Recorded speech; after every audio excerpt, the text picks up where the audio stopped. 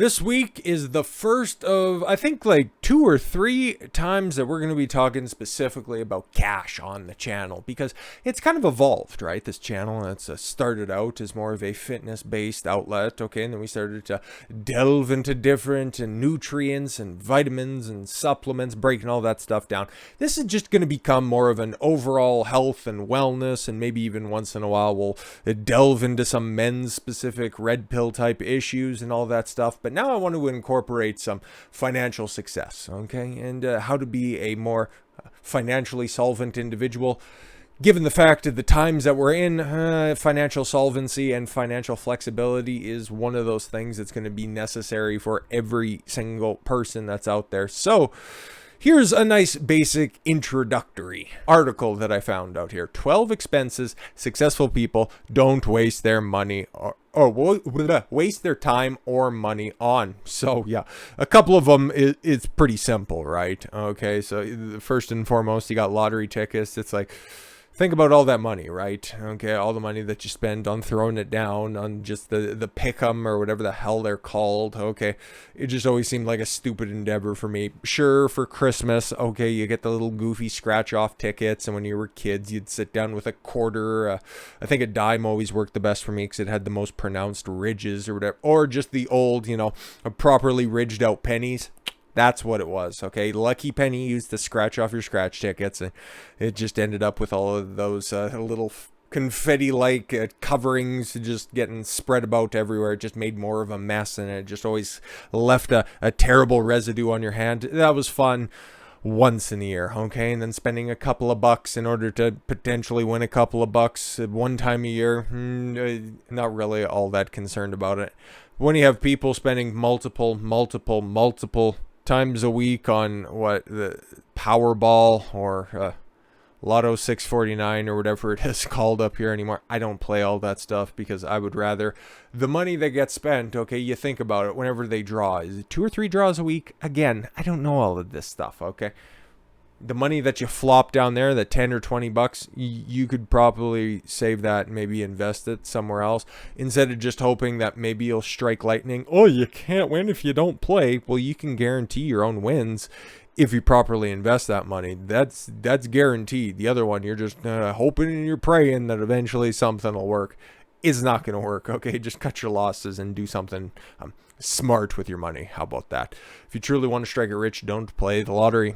This is a sure way to burn money fast, and the rich habits simply don't include a weekly stop at the convenience store lotto line. The chances of winning the Powerball grand prize is about 1 in 292 million, and those odds are not in your favor. Yeah, no, exactly. It's almost like the odds of Biden making it to a second term. Anyways, bank fees. This one's interesting, okay? And again, I don't know anything about high finance or anything like that. Imagine that. I just pick up heavy things and put them down, okay? That's about the extent of what it comes to my knowledge. And whatever school teaches you about finance, well, you could fit in about a thimble if we're being completely upfront and honest about that. So when it comes to bank fees, I can speak about checking, savings, tax-free savings, maybe like an RRSP, 401 equivalent in Canada. Okay, I can speak on that a little bit, but yeah, Matt, when it comes to banking fees out of a specific checking or savings account, if you have a flat bottom balance, okay, if you consistently keep a balance of a certain amount of money, it's normally like a nominal balance of about $2,500 or something like that. That's what it was at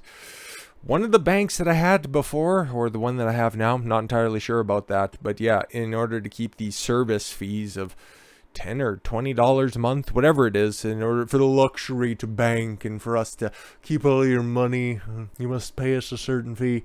Unless you keep a certain amount of money in your account that we can, hey, through a couple of different button strokes on a computer keyboard, we can loan out so that you always have a reliable amount of cash on hand. That's the reason why they have those certain fees there, and then they waive them at a certain amount. But anyways, If you're always paying banking fees, you might as well flush your dollars down the toilet. Successful rich people are much too money savvy to waste precious dollars on fees that can't be avoided. Like many businesses, banks charge fee for their services. For instance, many banks require monthly maintenance fee charges on certain accounts. And America's three biggest banks, JP Morgan Chase, Bank of America, and Wells Fargo, earned more than $64 billion in 2016 from ATM and overdraft fees alone. Great, wonderful. The easiest way to avoid fees: play by the bank's rules. For example, Bank of America core checking charges a $12 monthly fee, but you can get the fee waived if you meet one of several requirements, such as maintaining a specific average daily balance for or arranging at least one direct deposit that exceeds a set minimum. Wow, that would be nice. Again, I'm only aware of the little floor that exists. Another good tip is to request an account review from a banker to see if you have the right accounts for your particular situation and to see if you can reduce or eliminate any fees on your account. Yeah, no, that's a great idea. Certified financial planner Dave Henderson said. Interesting, yeah, man. If you're a good customer, many of the times they will accommodate your request to reduce the costs. Yeah, no, exactly. Interest on credit cards. Yeah, man, don't futz around with that. Use them in order to build up your credit, right? I have a couple of cards and I have a fairly impressive, ladies, credit score as well, just because I just make my daily purchases on the card and then just immediately pay them off. Like, it's one of those things. A couple of weeks ago, there was I think it was a couple weeks ago, Rogers in Canada, one of the two big telecommunications company, had a complete shutdown on a Friday, right? There was no debit services. You couldn't go to the ATM or anything like that. Everybody's money was effectively frozen out outside of using your phone to move some stuff around, but you couldn't pay with your debit card, which is mostly the way that most people pay. But whenever you find yourself in those situations, not saying that a national outage is likely to happen on a consistent basis, but credit is always taken. Cash and credit is pretty much available literally everywhere. And with the disintegration of the cash dollar, credit has become king, okay? And then you just need to make sure that you're working with the right cards that are out there so that you get the proper kickbacks, okay? Points are worthless. Cashback is king, and it always will be, because then that pays down your balance, or you just get it as an outright payback. But anyways, credit cards can be similar to eating from a tub of ice cream. You might feel a little guilty for overindulging afterwards, but it's just too convenient. Sure, it's easy to swipe the plastic, but you won't catch wealthy people accruing high credit card interest. They know it's a waste of money. Yeah, no, you know how long that you have your little window for, okay? You pay everything off. Normally it's about, 21 days or something like that, where you get interest-free period, okay? That's why, okay, as soon as it gets posted, whenever I see a new charge that's on there, immediately taken off like that. That's the way that you just need to do it, okay? And therefore, you never accrue the interest. You're still using other people's money. It's still reflecting well on your credit score. You're just not giving them the time of day, okay? Let other suckers do that, okay? That's not for you to do, okay? Know the game and how to play it. Inflated interest rates. All right. Great. Wonderful. Americans' average FICO score, rose to 714 in 2021, according to Experian data from September 2021. That's a money-saving milestone, since a clean credit record gives conscientious consumers more than just bragging rights. Yeah, no, exactly. And if that's the average score that's out there, geez, man, people are doing good with their credit. Or maybe I've just seen a bunch of bum-ass credit scores in my time. Anyways, credit scores play a leading role in determining your interest rate for auto loans, mortgages, and more. Yeah, your ability to get a loan or a line of credit or anything like that is very contingent on a consistent credit card score. And maybe in the future we'll do how to improve your credit score year over year, okay? Or rather month to month, because it's that simple to just turn around bad credit in an instant, okay? Just by having a higher credit score, you can save hundreds or thousands of dollars in interest over the life of a loan. People with substandard scores, however, might not be able to land loans at all. Yeah, no, exactly. One of the first things that I did was there's two areas where I get terrible advice: financial and women. We'll talk about women at another date, but financial advice, one of the good pieces of advice that I got was taking out a small loan. It was initially for Remember when plasma TVs came out? This is going to sound completely stupid, but just bear with me for a second, okay? Just a little interest loan, okay? The plasma TV, what was it? That baby was a 55-inch. It's still working. Touch wood, okay? A 55 or 57-inch Samsung plasma. 1080p in all of its glory with a nice metal stand, and that bitch weighs a ton.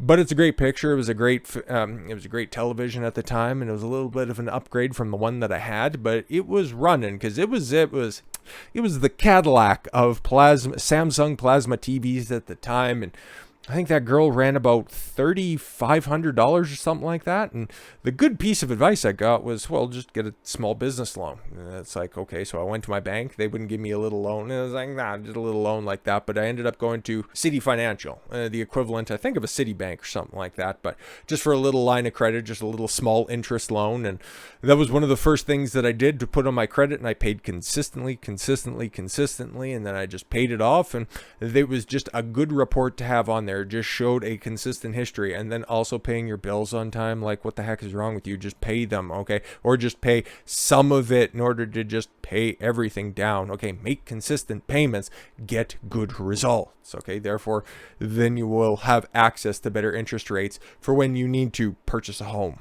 okay? Because that bubble's about to burst probably in the next couple of years or so. Just pay attention to all that stuff, okay? Or for a new vehicle because, well, I guess, or probably a used vehicle because there's going to be a chip shortage or a chip crisis that's going to be happening as well. Everything's getting goofy, okay? So just, you know what, plan ahead, plan accordingly with a good credit score. Late fees. Yeah, no, exactly. Successful people don't get saddled with late fees that can chip away at their bank balance and credit scores. In 2016, credit card companies raked in $12 billion in penalty payments. Yeah, dude, just get on top of this stuff, okay? Make some phone calls. If you can't make ends meet, reach out to somebody, see if you can get an extension or something like that. It's pretty simple, okay? Rich people get rich by having good credit and not paying fees.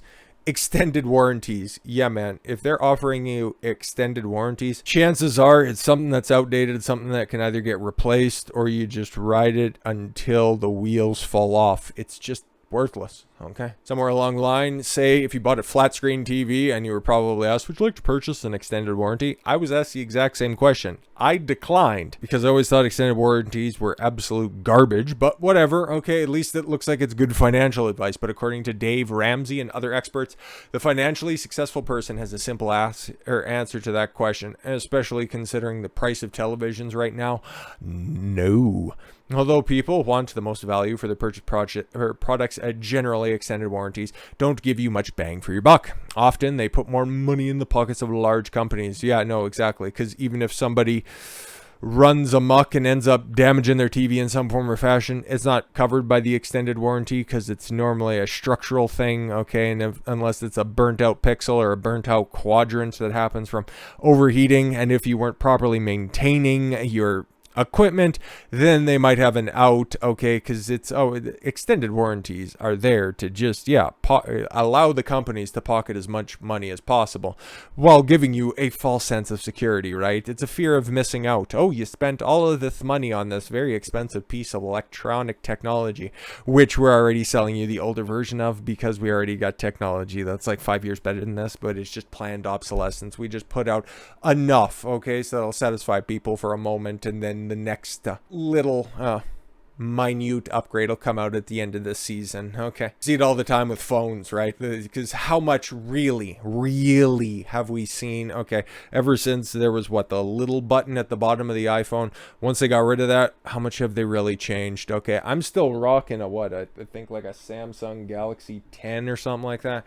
Like it's good and all that stuff. Nothing's really changed, okay? And I don't really see any need to upgrade it or anything like that, okay? I don't have a warranty on it unless it's, something over the top of that, because there's no reason to. And because my contract's up and I'm just freewheeling it for right now, I go in, I'm going to get another free piece of cheap steel and glass. Wonderful, and it'll just have incremental upgrades. But anyways, that aside, also compare the cost of potential repairs versus the extended warranty. Yeah, man, I've even been looking out around at different electronic repair places, And yeah, they're telling you everyone's single advertisement is, yeah, replace a battery for like $100 in an iPhone or something like that. They'll crack it open, throw in a new battery. I'm not entirely sure of the number or anything like that, but that seems a little bit better than given the fact that most of the phones these days are running non-aggressive 4 digits. Okay, if you can do that, and then your extended warranty is either just a little bit of a monthly fee. This is specifically when it comes to phones or anything like that. It's an additional $2 or $5 a month. I've seen that as well. And then just add that up over the time of your 24 or 36 month long phone bill. Is that a little bit better than the potential that maybe you need a new battery over the 2 or 3 years that you have your phone? Or did you just end up paying additional $300, $400 on top of that? Yeah, no, exactly. You got bilked, kid. Impulse buys, yeah, man, that goes without saying. Okay, always, and this is just classic marketing 101. Prey on people's fear and prey on people's fear of missing out. Okay, impulse buys right up there at the front. Your BOGO, okay, oh my god, you buy 4 for $8, okay, even though you only wanted 1, but I don't want to miss out on that deal. And there's the other one that's just right there, even though that just doubles the amount of money that you wanted to spend on said specific item. Okay, no, you go in with a list, you write down your list, and you shop off that list. It's even easier now than it's ever been. Okay, you got the Flip app or something, especially if you're talking about grocery shopping, because that's where most of your impulse buys are, right? You go in, okay, you just shop accordingly from the flyer that's out there that gets printed off digitally. You can even create your little shopping bag or something like that. You know exactly what you need to buy. You can cross them off appropriately, and therefore you don't end up buying more than you need or more than you want or more than you can afford. Financial guru Warren Buffett has his own approach to avoiding impulse decisions. Well, the fact that he's old and has very limited mobility, he probably has some good advice. I'd imagine it's Warren Buffett after all. He was once quoted as saying, "I insist on a lot of time being spent almost every day to just sit and think. I do more reading and thinking and make less impulsive decisions than most people in business." Yeah, no doubt. Low interest savings account. Yeah, no, exactly. You'd be better off just throwing your cash under your mattress like the good old days. Do you like stashing cash in savings because it's secure and you can pull out your money on a whim? Oh, but I need to be fluid with my cash. No, that just means you're bad with your cash. Sorry about that. Would you like to say or see more than pennies on your interest? If you said yes to both, then change your strategy to truly emulate a financial mogul. Yeah, no, exactly. Regular savings account don't earn a lot of interest. The national savings account rate is a meager 0.06%. Stark contrast to what you can expect from a high-yield savings account. Yeah, no, exactly. And given the fact that at least the numbers that we're letting us believe is inflation, 9.1%, if you're only getting a measly 0.06% on your cash, you're not winning, kid. High yield savings account by looking beyond traditional brick and mortar banks.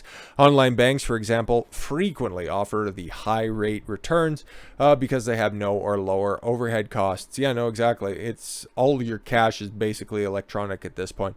If everybody was to pull out all of their money that they have online in their bank balances, there wouldn't even come close. I forget the number that's actually, okay, the amount of monetary currency in circulation.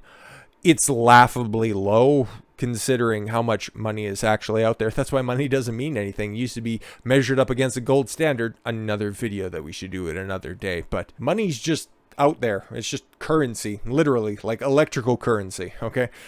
That should give you a little insight as to how flippant those who emphasize money really think about money. High-end brands, yeah, no, that's just stupid. Okay, you might see a lot of designer labels on a red carpet, but most of those people don't own those pieces, okay, and they're being paid or they're just there at those specific events in order to model off those high-end brands. So yeah, dude, don't imitate what you see on television with real life, okay? Many rich people don't choose designer labels for every purchase. Yeah, no, take Amber Heard as an example. We just seen her recently at a TJ Maxx.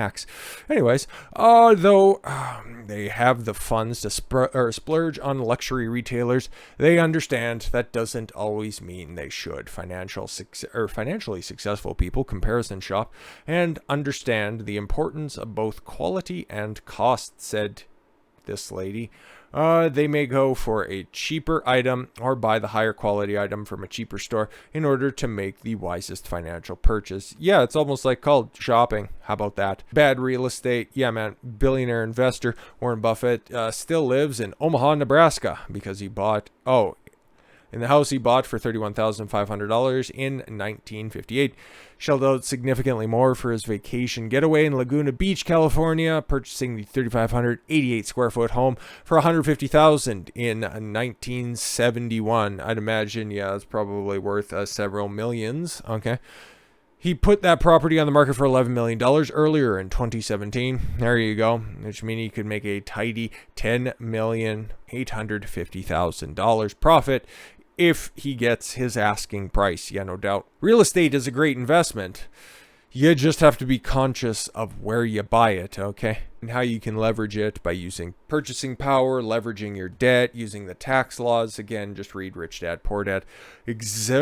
Extravagant inheritances. Yes, no, exactly. With all of the taxes that's on top of that, and the fact that it's kind of like getting something for free. You don't quite value it as much as working and earning for something, so you're just likely to just spend it willy-nilly. Financially successful families are often in a position to give the younger generation a helping hand when it comes to expenses like tuition and housing. According to a recent survey from Personal Capital, 18% of affluent parents, those in a household with investable assets of $500,000 or more, plan to completely cover their children's rent, while 14% planned to pay for their kids' homes. Wow, that would be stellar. But again, if we want to take a look at generational wealth, it usually doesn't last any longer than 3 generations before it's all completely gone. With the exceptions of like the Vanderbilts and the Rockefellers, like most people's wealth, yeah, it's gone by the time that it hits the grandkids' hands, okay? They get a fraction of what was initially inherited. Tons of TV channels and video games. Yeah, man. Excessive spending on leisure activities. Yeah, successful people are normally too busy to just spend a dearth of their time on entertainment, okay? That's why I cringe internally whenever I hear, escapism is important. Adults in households with annual incomes below $25,000 spent 42.22 minutes monthly using video game consoles, compared to 17.58% minutes whiled away by adults in households with annual incomes over $75,000. Let that sink in. You wonder why poor people normally just stay poor and they never achieve any of their lofty goals? It's because they spend too time on their sedations, okay? Whether that be video games, whether that be watching television, they aren't doing the things that the successful people do. The ladder's there for anybody to climb. It's just your choice whether or not you take that first step. And there's 12 for you, okay? 12 expenses successful people don't waste their time or money on. Yep, hopefully one of those points resonated with you. With all that said, thank you all very much for the gift of your time. I've been Don Consuelo. I want you to follow your gut and get after it. Take care, everyone.